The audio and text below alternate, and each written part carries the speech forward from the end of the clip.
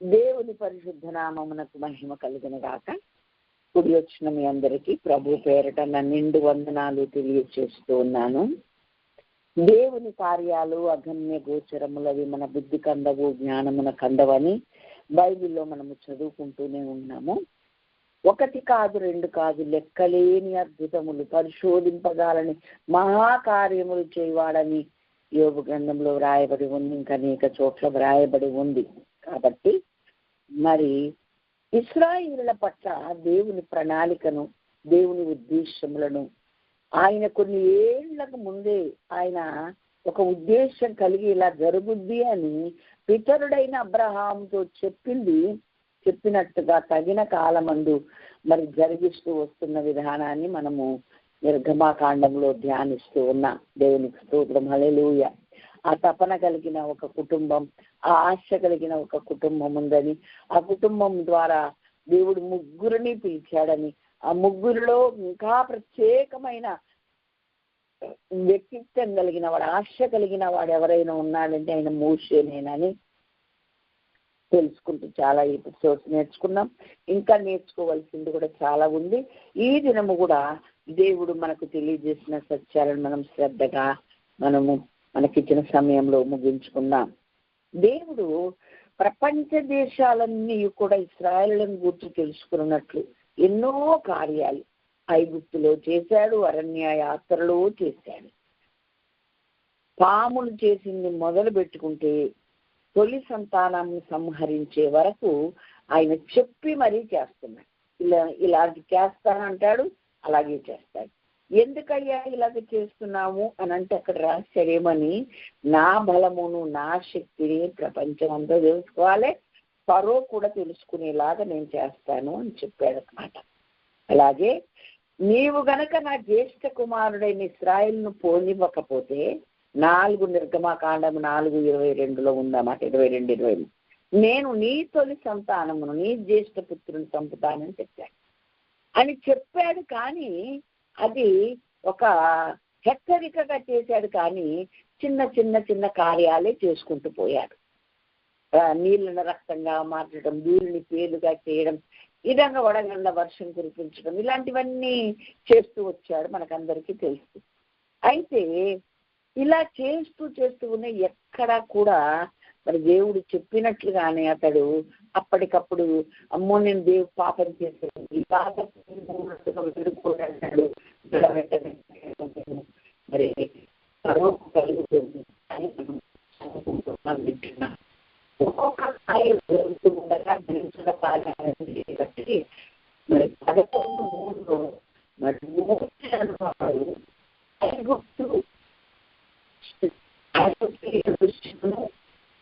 సేవకుల దృష్టికి గొప్పవాడిగా ఉన్నాడు.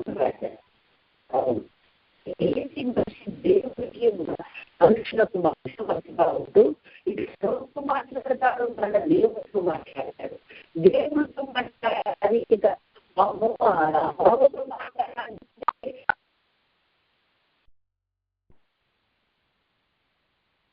దేవునికి మహిమ కలుగును గాక.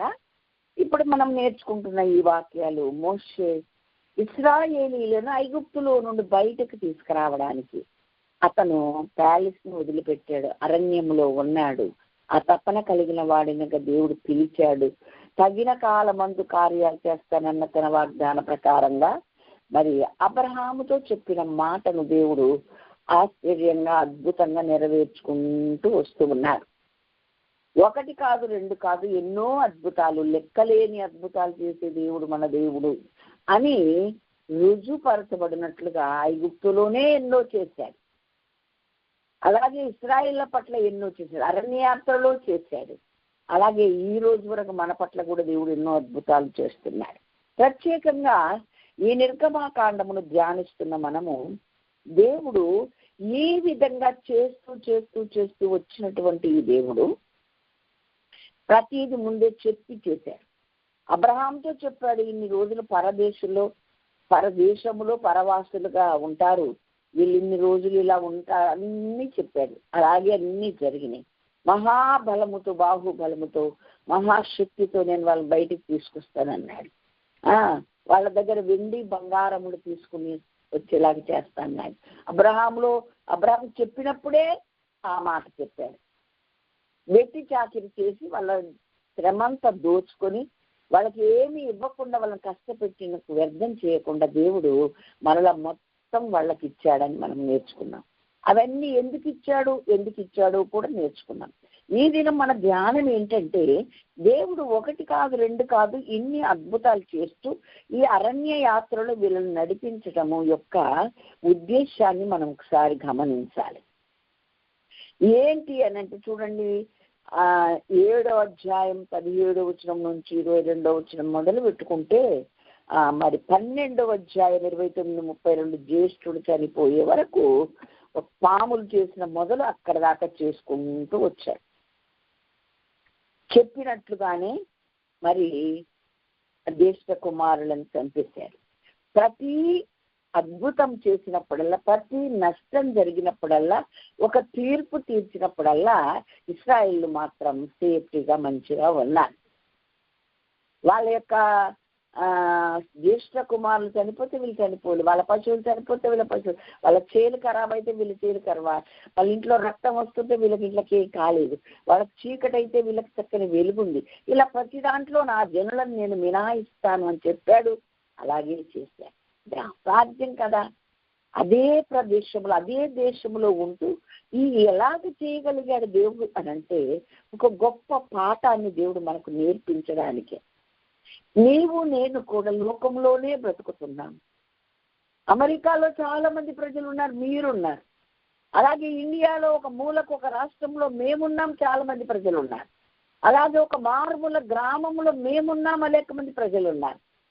అది మేమంటే దేవుని విశ్వసించినటువంటి వాళ్ళు, దేవుని అంగీకరించిన వాళ్ళు, దేవుణ్ణి నమ్మి ఆయన అనుసరిస్తున్నవారు. వీళ్ళందరూ కూడా అందరి మధ్యలోనే ఉన్నారు. కానీ వీరిని నేను మినహాయించదును అన్నప్పుడు మనలను కూడా ఆయన మినహాయిస్తారు. మీరు గ్రహించాలి. మరి 15 నిర్గమకాండం 15:26 ఏమంటాడు? నేను ఐగుప్తిలో కలిగిన ఏ రోగమును నేను మీకు కలగచేయను, నేను మిమ్మల్ని స్వస్థపరిచి యెహోవా నేనే అన్నాడు. ఓ హల్లెలూయా. నేను ప్రార్థన చేసుకుంటాను, నా కొరకు నేను అలాగే చేసుకుంటా. నువ్వు అలా చెప్పావు కదా తండ్రి. చూస్తుంటే భయంకరమైన వ్యాధులతో, భయంకరమైన బలహీనతలతో వేధింపబడే వారిని ఎంతో మందిని మేము చూస్తున్నాం. కానీ మమ్మల్ని మేము మినహాయిస్తానని నువ్వు చెప్పావు, ప్రత్యేకపరుస్తానని చెప్పావు. ఆ మాట నువ్వు నెరవేర్చుకో తండ్రి, నెరవేర్చయ్యా మా పట్ల. మేము ప్రత్యేకించబడిన వారమని మేము నోటితో మాటతో చెప్పడమే కాదు, మా బ్రతుకు జీవితమే వారికి ఒక రుజువుగా ఉంచు అని నేను ప్రార్థన చేస్తూ ఉంటాను. అనేకుల కొరకు కూడా నేను అలాగే ప్రార్థన చేస్తాను. దేవునికి మహిమ కలుగునుగాక. ఇలాగిన దేవుడు ప్రతి విషయంలో వారిని ప్రత్యేకపరుస్తూ ఉన్నాడు. ఇక్కడ ఒక మాటను మనము ప్రత్యేకంగా చదువుకోవాలి. ఏంటి అనంటే 13వ అధ్యాయము 17-18 వచనాలు దయచేసి నేను చదువుతున్నాను, మీరు శ్రద్ధగా వినాలని నేను మనవి చేసిన నిర్గమకాండం 13వ అధ్యాయం. మరి అక్కడ ఏమని రాశాడో నేను చదువుతున్నాను, మీరు శ్రద్ధగా వినండి. మరియు ఫరో ప్రజలను పోనీయగా దేవుడు ఈ ప్రజలు యుద్ధము చూసినప్పుడు వారు పశ్చాత్తాపపడి ఐగుప్తునకు తిరుగుదురేమో అనుకొని ఫిలిస్తీన్ల దేశం సమీపమైనను ఆ మార్గమున వారిని నడిపింపలేదు. అయితే దేవుడు ప్రజలను చుట్టూ దారియగు ఎర్ర సముద్రపు అరణ్య మార్గముగా నడిపించెను. ఇశ్రాయేలు సన్నద్ధులై ఐగుప్తులో నుండి వచ్చేది. దేవునికి మహిమ కలుగునుగాక. ఏమండి, ఎందుకని దేవుడు అలా చేశాడు అని అంటే అక్కడ రాసే ఉంది, ఇంకా మనం చెప్పుకోక్కర్లే.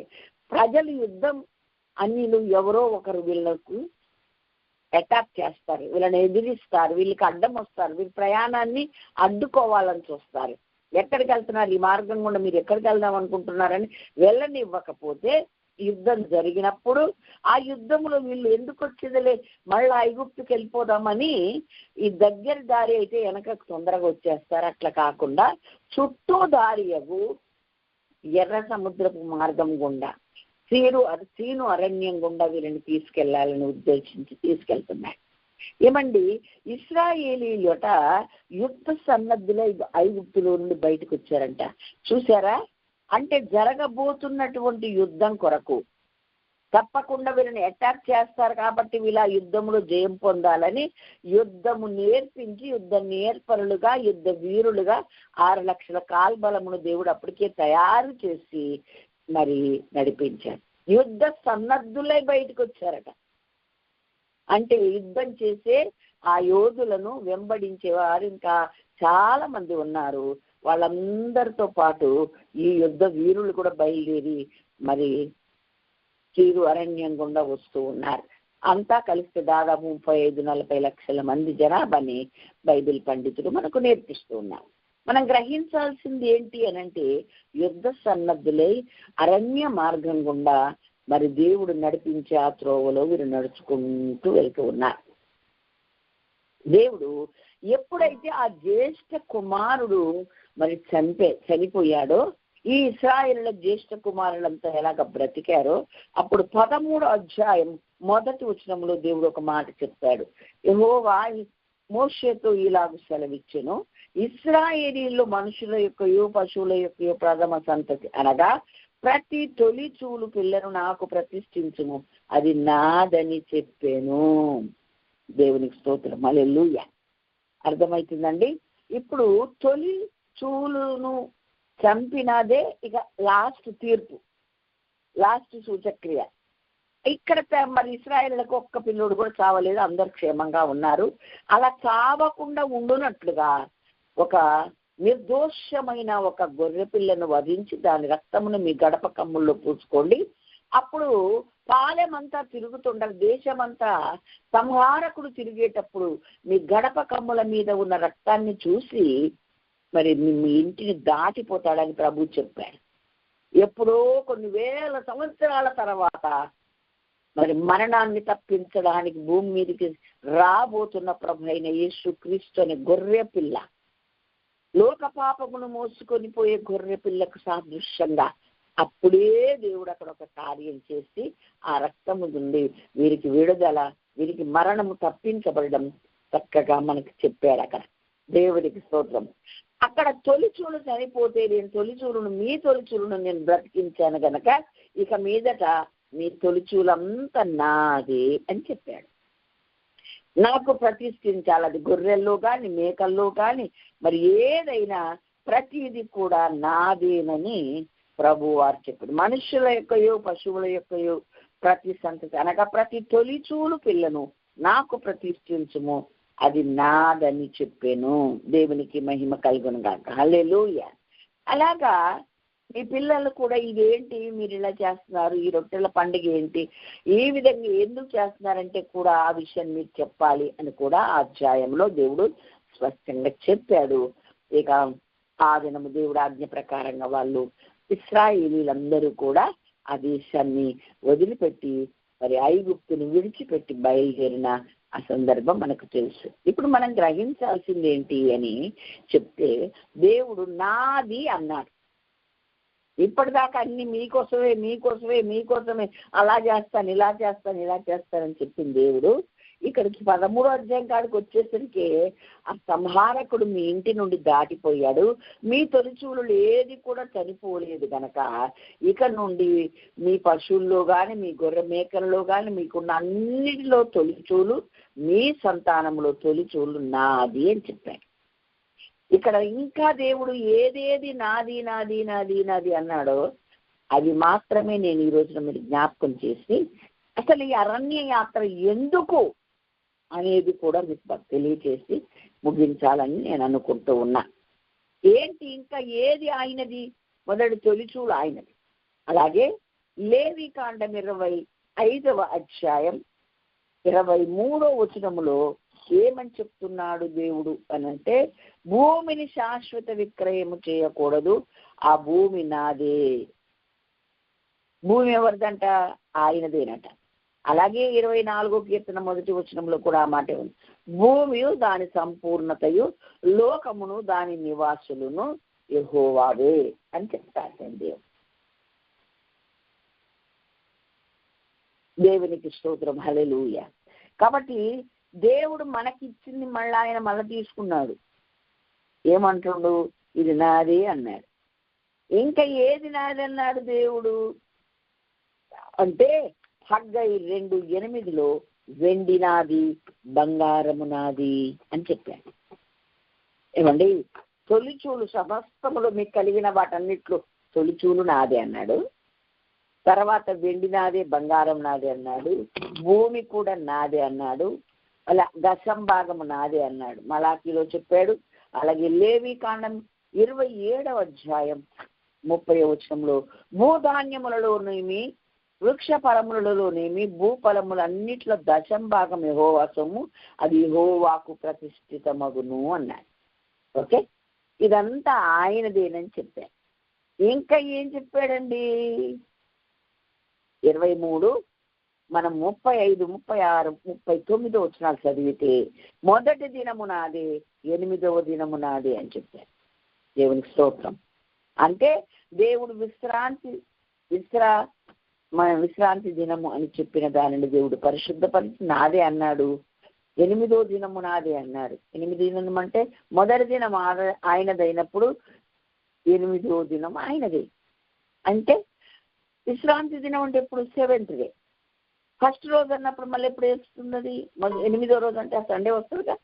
మళ్ళీ మొదటి దినం ఆయన అంటే మొదటిది ఆయనదే, 7వ దినం ఆయనది అంటగా విశ్రాంతి దినం ఆయనది, 8వ దినం అంటే మళ్ళా అక్కడ తెలియనటువంటి వాళ్ళు ఇక 7వ దినమే ప్రార్థన చేయాలేమో అనుకుంటారు. కానీ పాత నిబంధన కాలంలోనే ఆదివారం ప్రార్థన చేయాలని దేవుడు ముందే చెప్పాడు. కొత్త నిబంధనలో ఆదివారం పునరుద్ధానుడై లేచి ఆయన దాన్ని ప్రతిష్ఠించి ఇక నుండి ఇదే చేయమన్నాడు. కానీ శనివారం కూడా ఉపవాసం ఉండి మిమ్మును మీరు దుఃఖపరచుకోండి అన్నారు. అందుకే పెంతెకోస్తు సంఘాలన్నీ కూడా శనివారం నాడు తప్పకుండా విజ్ఞాపన కూడిక పెట్టి అనేక మంది కొరకు దేవుని పాదాల దగ్గర ఉపవాసం ఉండి అంగలార్చి ప్రార్థించే అలవాటు దేవుడు ఆ బిడ్డలకు ప్రత్యక్షపరిచి ఇచ్చాడు. అప్పటి నుండి ఇప్పటిదాకా చేస్తూనే ఉంటాం, మేము చేస్తాం. చాలా మందికి అది తెలియదు. సరే, ఇప్పుడు మొదటి దినం ఆయనదే, 7వ దినం ఆయనదే, 8వ దినం ఆయనదే అని చెప్పాడు. అలాగే ప్రతి 10% నాదే అని చెప్పాడు. యెహెజ్కేలు గ్రంథము 44:30 సమస్త విషయములు ప్రథమమైనది అది నాదే, దాన్ని మీరు ప్రతిష్ఠించి అది యాజకులకు మీరు ఇవ్వాలి అని కూడా ఇశ్రాయేలీలకు చెప్పారు. ఎప్పటి నుండి ఈ నాది అనేది ఎప్పటి నుండి వచ్చింది? మనకి ఎప్పటి నుంచి చెప్తున్నాడు దేవుడు అని అంటే, ఎప్పుడైతే అక్కడ సంహారకుడు చచ్చిపోయి ద్వారా ప్రథమ సంతానమును చంపేశాడు, అప్పుడు వీళ్ళ సంతానం అంతా బ్రతికించాడు గనక మీరు దాన్ని గుర్తు పెట్టుకొని పస్కా పండుగ చేసుకుంటూ ఆ రోజున మీరు పులియని రొట్టెలు తిన్నారు, చేదు కూరలతో తిన్నారు, ఆ రక్తమంతా పూసుకున్నారు, ఆ రాత్రే మీరు బయటకు వచ్చారు. మీ యొక్క మరి సంతానం చనిపోలేదు, వారి సంతానం చచ్చిపోయింది. అది మీరు గుర్తు పెట్టుకొని ప్రథమమైనది ఏదైనా నాది నాకు ఇవ్వాలి మీరు అని చెప్పారు. మొదటి రోజు ఆయనదే, వెండి ఆయనదే, బంగారం ఆయనదే, భూమి దాని సంపూర్ణత ఆయనదే. అలాగే ప్రథమ సంతానం అన్నిటిలోనూ ఆయనది అని చెప్పి మళ్ళీ ఇంకొక మాట ఏమని చెప్తున్నాడు అని అంటే, ప్రతి దానిలో మీకు కలిగిన ప్రతిష్టార్పణలన్నిటిలోనూ తొలిచూలు వాటన్నిటిలో మొదటివి, ప్రథమ ఫలములన్నిటిలో మొదటివి యాజకుల వగును. మీ కుటుంబంలో ఆశీర్వాదం కలిగినట్లు మీరు ముందుగా పిసికిన పిండి ముద్దను యాజకులకు ఇయ్యవలెను. ఇవన్నీ ఎంతో వివరంగా దేవుడు ఆనాడు ఇశ్రాయేలుకు ఆజ్ఞాపూర్వకముగా విధి విధానాలుగా చెప్పి ఇవి మీరు తప్పకుండా అనుసరించాలి అన్నాడు. ఎందుకు అంటే మీరు వెంటనే గుర్తు చేసుకోవాలి, ఆనాడు ఐగుప్తీయులలో ప్రతి దానిలోని మమ్మల్ని మినహాయించడమే కాకుండా ప్రథమ సంతతి చనిపోకుండానట్లుగా మాకు గొర్రె పిల్లను వధించారు, రక్తం గడప కమ్మపంలో పూసుకొని పులియన్ రొట్టెలతో పండుగను ఆచరించమని ఇలా చేయమని నువ్వు చెప్పావు కదా తండ్రి. అందుకని ప్రథమ సంతానం మాకు బతికింది కనుక ఇక నుంచి మా ప్రథమ సంతానం అంతా నీదేనని, మొదటి రోజు నీదే, ప్రథమ సంతానం అన్నిటిలో నీదే, అని నువ్వు జ్ఞాపకం చేసుకుంటూ ఎప్పటికప్పుడు ఆ దినమును, విమోచింపబడిన దినమును నువ్వు గుర్తు చేసుకోవాలి అని దేవుడు చెప్పాడు. దేవునికి మహిమ కలుగునుగాక. హల్లెలూయా. ఈ ఇశ్రాయేలీయులకు ఇంకొక మాట చెప్పాడు. మనకు క్రైస్తవులమైన మనకు కూడా దేవుడు ఏం చెప్పాడు అని అంటే 60 యెషయా గ్రంథం 60వ అధ్యాయం ఇక్కడ ఒక చక్కని మాట కూడా చెప్పాడు. మీరు బాగా గుర్తు పెట్టుకొని ధ్యానం చేయాలి. ఏమని చెప్పాడు? గిలాదు నాది, మనష్షే నాది, ఎఫ్రాయిము నాకు చిరస్త్రానము, యూదా నా రాజదండము అన్నాడు. గిలాదు నాది అన్నాడు. గిలాదు అనగా ఆరాధన. ఆరాధన ఎవరికి చెందాలి? దేవుడికి చెందాలి. అది ఆయనది. తర్వాత మనష్షే నాది అన్నాడు. మనష్షే అంటే మరొచ్చుట. అంటే దేవుడి దగ్గరికి వచ్చాక పాప జీవితాన్ని, పాప సంబంధాలను, పాప స్నేహితులను, పాత యొక్క అలవాట్లను, పాత యొక్క కనెక్షన్లు అన్నింటినీ మర్చిపోవాలి. అనగా లోకము, లోక సంబంధం, లోక ఆశలన్నీ పక్కకు పట్టేసి దాని సంబంధితులను, దాని సంబంధించిన వ్యవహారాలన్నిటినీ నువ్వు మర్చిపోవాలన్నమాట. అలా మరచిన వాళ్ళు ఎవరైనా ఉన్నారంటే వాళ్ళు నా వాళ్ళు అని చెప్తున్నారు. వాళ్ళు నాకు చెందిన వాళ్ళు అని చెప్తున్నారు. గిలాదు అంటే ఆరాధన.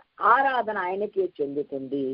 సమస్తాన్ని మరచిపోయిన వారు కూడా నాకే చెందుతారు అన్నాడు. అందుకనే 45 కీర్తన 10వ వచనములు దేవుడు చెప్పలేదా? తల్లి కుమారి ఆలకించుము, ఆలోచించు చెవియొగ్గుము, నీ స్వజనమును నీ తండ్రి ఇంటిని మరచిపోమన్నాడు. పెళ్లినాడే చెప్తుంటారు పాస్టర్లు, అప్పుడే అదే నియమం అనుకుంటారు. కాదు కాదు. వరుడైన యేసు క్రీస్తుకు నీవు ప్రధానము చేయబడ్డావు గనక, రక్షణ పొందిన దినమున నీవు వివాహం చేసుకోవలసి ఉంది గనక ఈ యొక్క లోక సంబంధుల నుండి, లోక బాంధవ్యాల నుండి సమస్తము కూడా నువ్వు మరచిపోవాల్సి ఉంది అని అక్కడ ప్రభు వారు పెళ్లి కుమార్తె సంఘంగా సిద్ధపడుతున్న వారందరికీ చెప్పాడు. దేవునికి స్తోత్రం. హల్లెలూయా. కాబట్టి ఏదేది ఆయనది అంటే ప్రథమమైనదంతా ఆయనది, జ్యేష్ఠులంతా ఆయన వాళ్లే, ప్రథమ సంతానం ఆయనది అని దేవుడు మొదటి దినం ఆయనది. అలాగే విజ్ఞాపన చేసే కూడికైనా ఆ యొక్క 7వ 8వ దినము కూడా ఆయనదే అని చెప్పారు.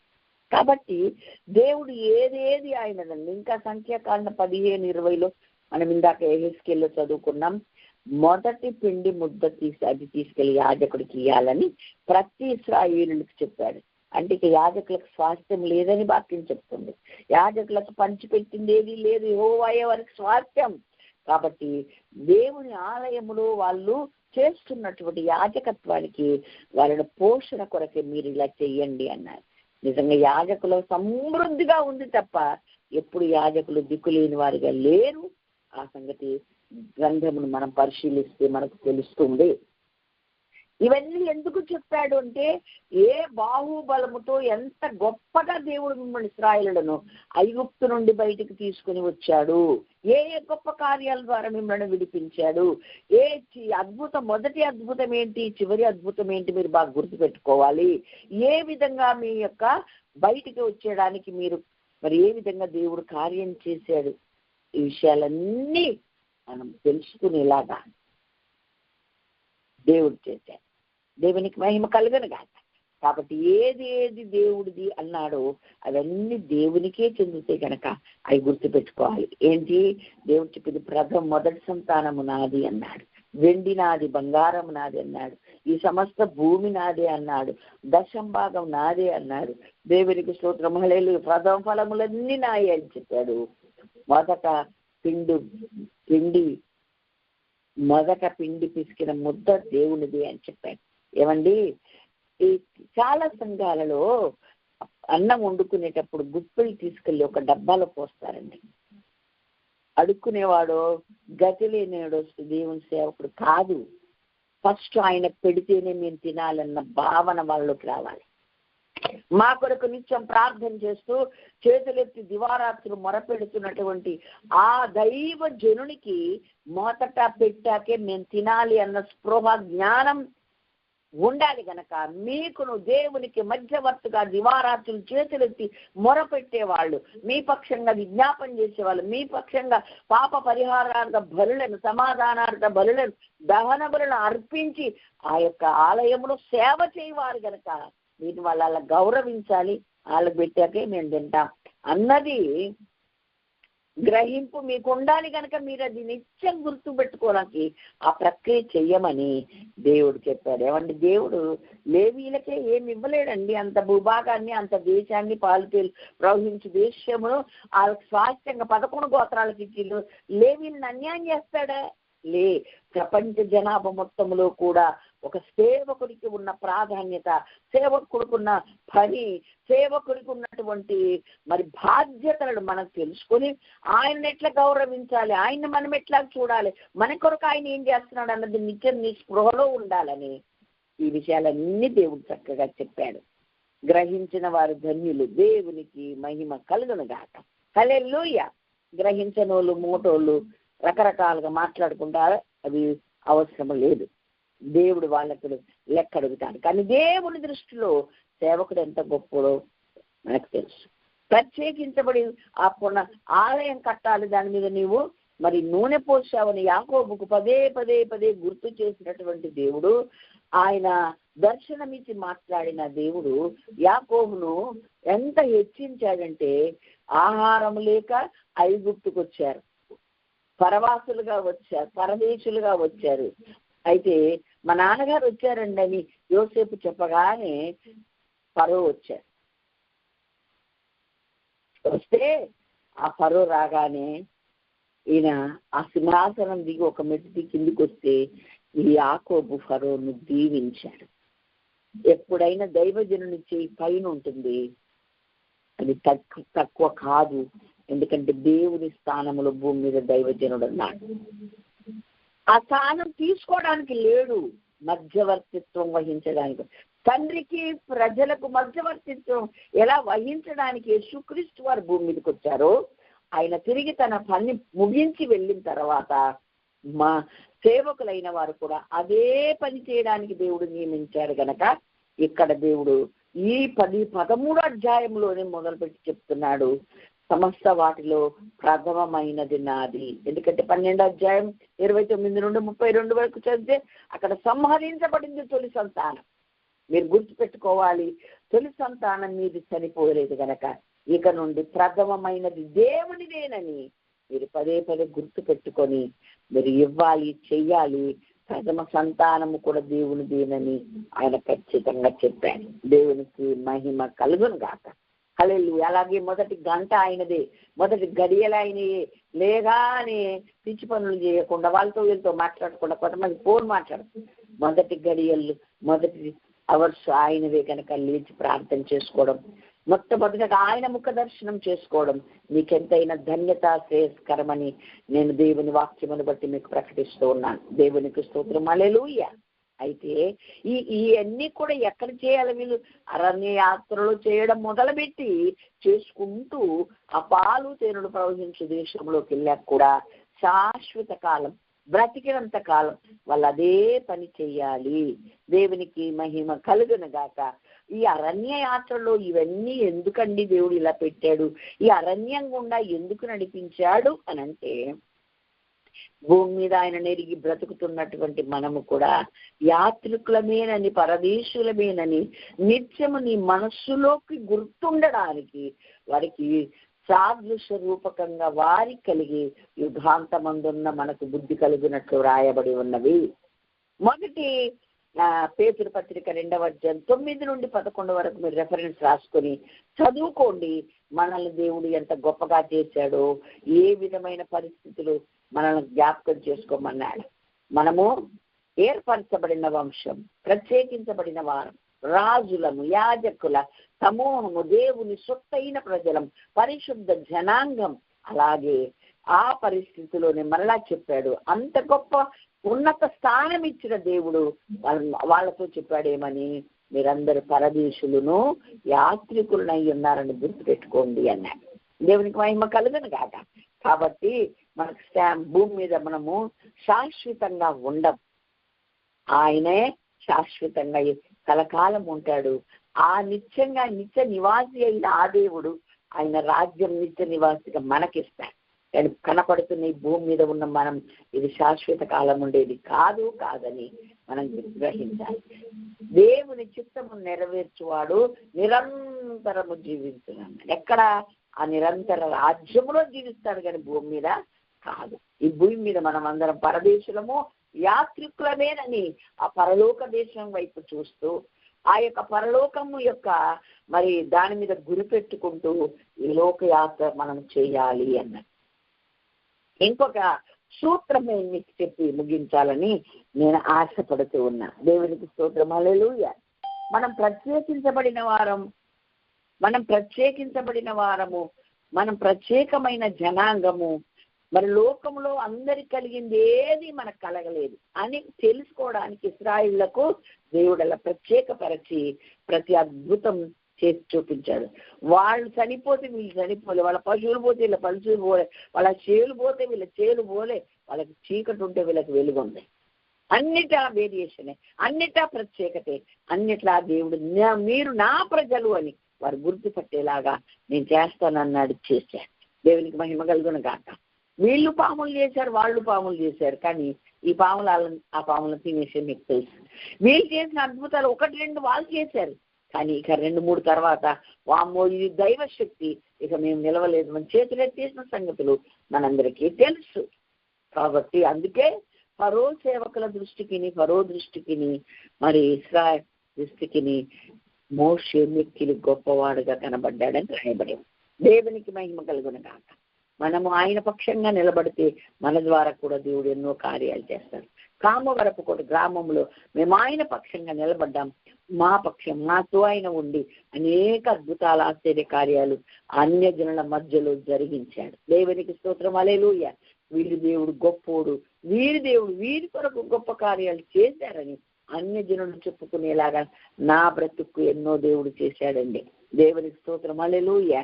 ఇంకా దేవుడు అంటాడు 121వ కీర్తన 1-2 వచనాల్లో నేను ఎప్పుడు ఇష్టపడతాను, చదువుకుంటాను.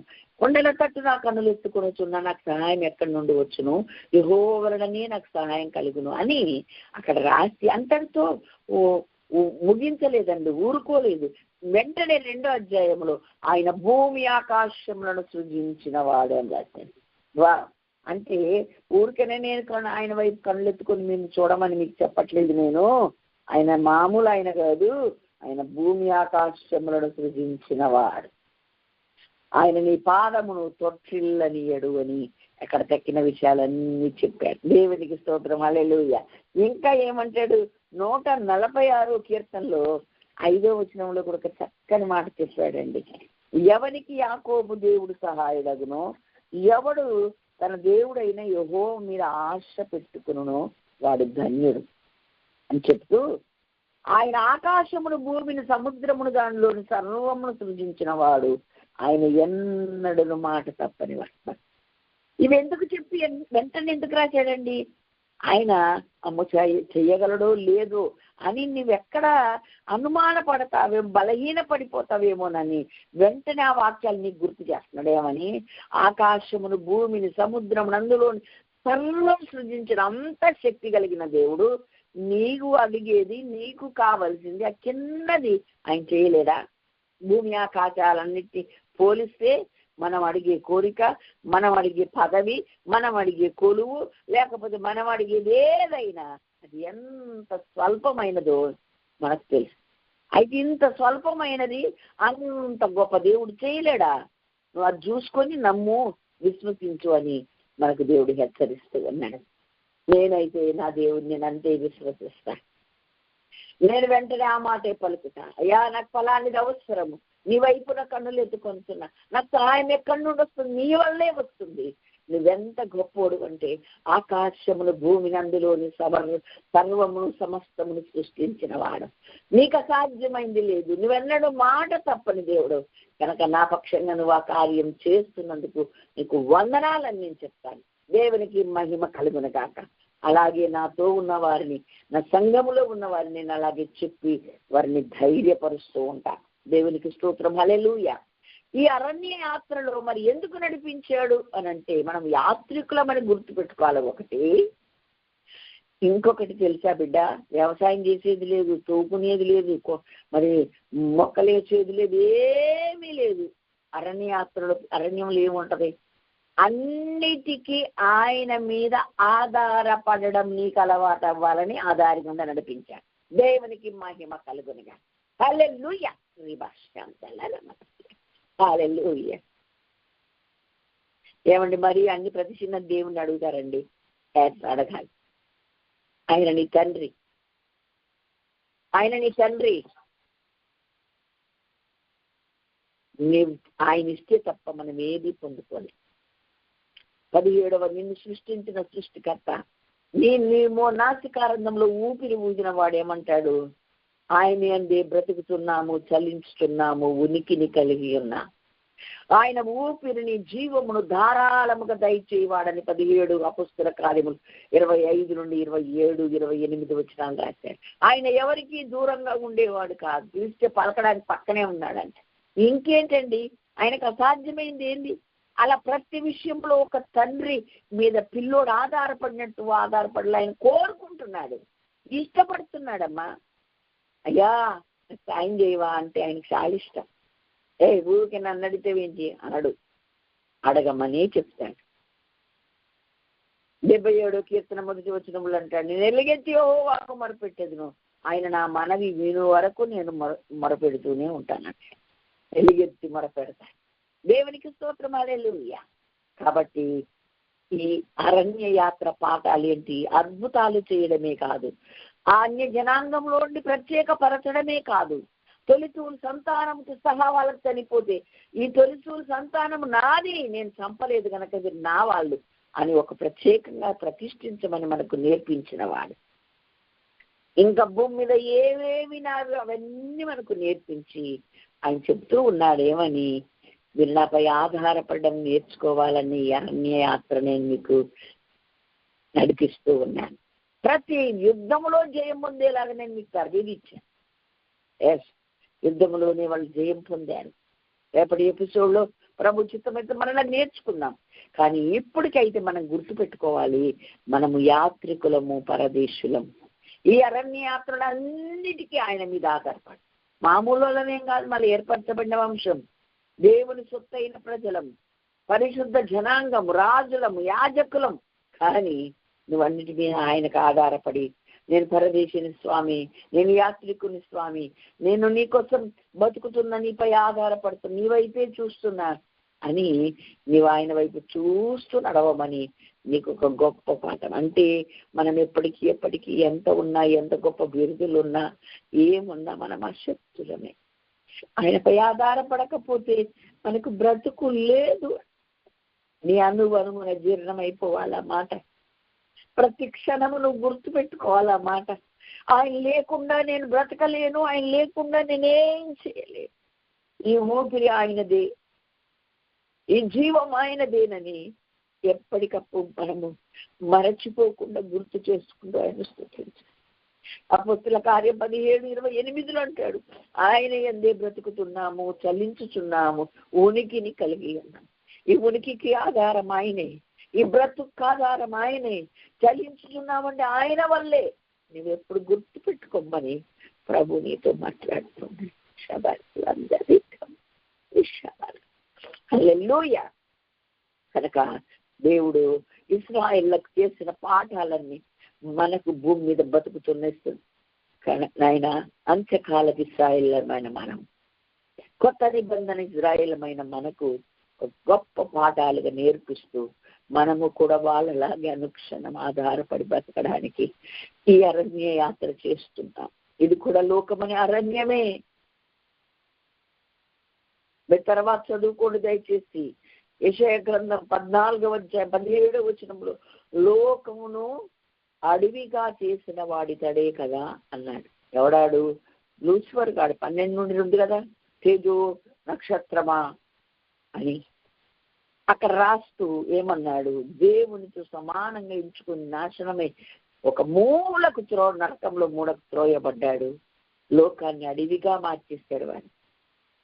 ఆ ఏదేనులో ఉండి ఏదేను లాగా లేదు కదండి. అందులో ప్రవేశించి దాన్ని అడవిగా చేసేసాడు కదండి. ఇక నుండి గచ్చ పొదలు, ముళ్ళ తుప్పలు ఇక్కడ మొలుస్తాయి, భూమిని పంట ఇవ్వదు అని చెప్పాడు దేవుడు కదా. కాబట్టి ఈ లోకమని అరణ్యములు అడవిలో ప్రయాణం చేస్తున్న మనం దేవునిపై ఆధారపడడం నేర్చుకోవాలి.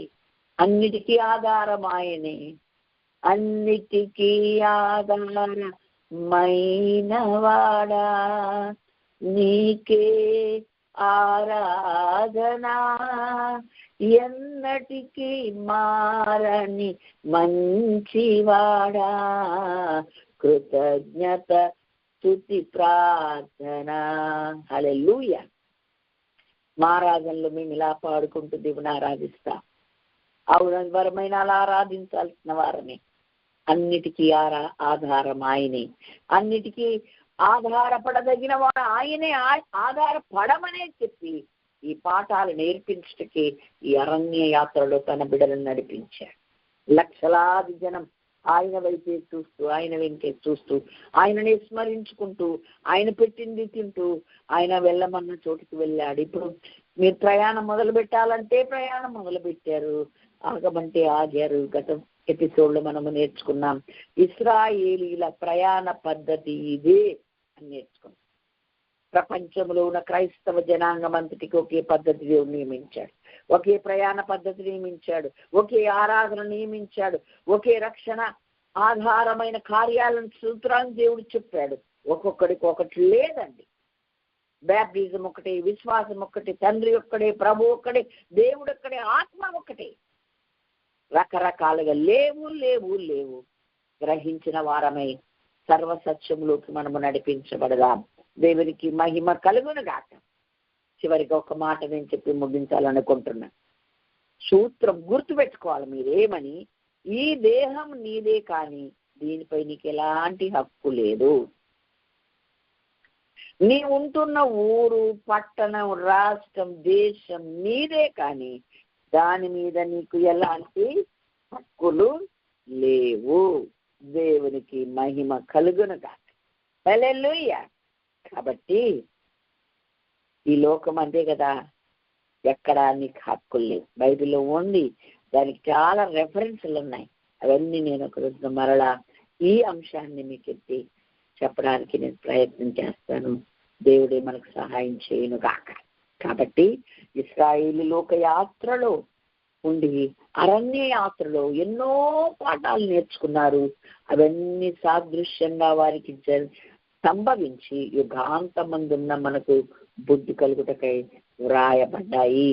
వాళ్ళకు జరిగిన ప్రతిదీ మనకు జరుగుతుంది. మనం కూడా అలాగే ఇశ్రాయేల్ ఆధారపడినట్టే ఆధారపడాలి. దేవునికి స్తోత్రం. హల్లెలూయా. అచ్చంగా తెలంగాణ భాషలో ప్రార్థన చేసుకొని, ప్రభువా ఇవన్నీ నీవు ఇచ్చినవి, నీవు ఇవ్వకపోతే మాకెక్కడిది తండ్రి అని ఒక మరి బొగ్గు గనులలో పనిచేసే ఒక క్రైస్తవుడు ప్రార్థన చేసుకొని, ఆ స్నేహితుడు ఆయన ఇద్దరు కలిసి ఎప్పుడు కలిసే వెళ్ళేవారంట. కలిసి ప్రార్థన చేసుకునేవాళ్ళు, కలిసి డ్యూటీకి వెళ్ళేవాళ్ళు, ఇంటికి వచ్చేవాళ్ళు. ఒకడు అన్యుడు, ఒకడు క్రైస్తవుడు. క్రైస్తవుడు ప్రతిసారి ప్రార్థన చేస్తూ ఉంటుంటే ఏంద్ర కళ్ళు మూసుకొని ఏదో మంత్రం చదువుతుంది అనుకున్నాడు. ఒకరోజు పైకి చేశాడు. ఏమని, ప్రభువా ఈ ఆహారం ఇచ్చినందుకు వందనాలు, లేని వారికి దయచేయండి, దీనివల్ల మంచి బలము శక్తిని దయచేయండి అని ప్రార్థన చేసుకొని, ఇచ్చినందుకు వందనాలయ్యా, నాకు ఆరోగ్యం బలము దయచేయ, తింటున్నా అని ప్రార్థన చేసుకొని ముగించేశాడండి. ముగిస్తే ఏమన్నాడో తెలుసండి ఆయన, ఏంట్రా నువ్వు పొద్దున్న నుంచి సాయంత్రం దాకా కష్టపడితే జీతం వస్తే తీసుకుపోయి సరుకులు కొనిస్తే మీ ఆవిడ వండి పెడుతుంటే, దేవుడా నువ్వు నాకు ఆహారం ఇచ్చావు, నీకు వందనాలు అని చెప్తున్నావు, ఎందుకు పిచ్చోడా? ఆయన ఎత్తిచ్చాడు నీకు, ఆయన తెలివందా? ఉద్యోగం ఇచ్చినా నువ్వు కష్టపడితే వచ్చింది ఉద్యోగం. ఏది నువ్వు కష్టపడి సంపాదించుకొని రోజుల్లో కష్టపడి తీసుకెళ్ళి నువ్వు నీ భార్యకి వస్తున్నావు, ఎక్కడ ఆయన ఇచ్చాడని చెప్తావేంటి అని కోప్పడి ఆ ముద్ద పట్టుకొని, ఇదిగో తింటున్నా, నువ్విచ్చింది కాదు, నీ అబ్బి ఇచ్చింది కాదు, ఇది నా రెక్కల కష్టం బొక్కల పులుసు అని తినేశాడంట. అచ్చు తెలంగాణోడు అనమాట. తినేశాడంట. తినేసింది. ఈ మూర్ఖుడికి ఎలాగైతే చెప్పాలో, దేవా నువ్వే ఇతని కన్నులు తెరవమని ఈ క్రైస్తవుడు చిన్న ప్రార్థన మనసులో చేసుకున్నాడు. ఇద్దరు కలిసి వెళ్ళిపోయారు. తినేశారు, సాయంత్రం వరకు పనిచేశారు, ఇంటికి వెళ్ళిపోయారు. ఉదయకాలం మరలా లేచి డ్యూటీకి వెళ్ళిన 9 గంటలకల్లా మళ్ళీ రామయ్య అని ఎప్పుడు పిలిచినట్టు గేటు దగ్గర పిలిస్తే పలుకు లేదు, ఉరుకు లేదు. 2 సార్లు 3 సార్లు పిలిచాడు ఈ రాజయ్య, దేవుని నమ్ముకున్న క్రైస్తవ బిడ్డ. ఏంటి ఎప్పుడు ఒక్క పిలిపితే బయట కురికొచ్చేవాడు ఏది అని. ఈసారి భార్య వచ్చింది 2-3 సార్లు పిలిచాక. అన్నయ్య గారు ఒకసారి లోపలికి రండి. ఏంటమ్మా రావట్లేదు, రామయ్యని బిలువు, మేము వెళ్ళాలి, టైం అయింది. లేదు ఒకసారి రండి అని లోపలికి తీసుకెళ్ళి చూస్తే మంచం మీద అలా చేతులుగా పడుకొని ఉన్నాడు. కన్నీళ్లు పెట్టుకొని ఆ భార్య నిలబడి ఉంది. ఏమైందిరా? నోరు పడిపోయింది, కుడి చేయి పడిపోయింది, కుడి కాలు పడిపోయింది. సైగలు చేస్తుంటే ఏమైంది చెల్లెమ్మ ఏమైంది అంటే, అయ్యా ఇట్లా పడిపోయినాయి అయ్యా అని చెప్పి సైగలు చేసి నా కోసం ప్రార్థన చేయమని అడిగితే, వెంటనే అయ్యా నీ మీద గర్వపడి అలా చేశాడు నాకు తెలుసు, నీకు తెలుసు కదా తండ్రి, ఒక్కసారి కనికరించి నీ గొప్ప శక్తిని అతను అర్థం చేసుకున్నట్టు మళ్ళా యథాస్థితికి తన చేతిని, తన కాలును, తన నోరును తప్పించయ్యా. నీకు ఇవ్వే ఆ చెయ్యి, ఆ కాలు మంచిగా చేయకపోతే ఎక్కడ కష్టం చేసుకుంటాడు. ఆయనకి ఇప్పుడు అర్థమైంది అయ్యా, నేను అతని పక్షంగా అడుగుతున్నాను, దయచేసి కనికరించమని ప్రార్థన చేశాడంట. రాజయ్య ప్రార్థన చేయగానే దేవుడు అద్భుతమైన స్వస్థతనిచ్చాడు. లేచుకోవచ్చు,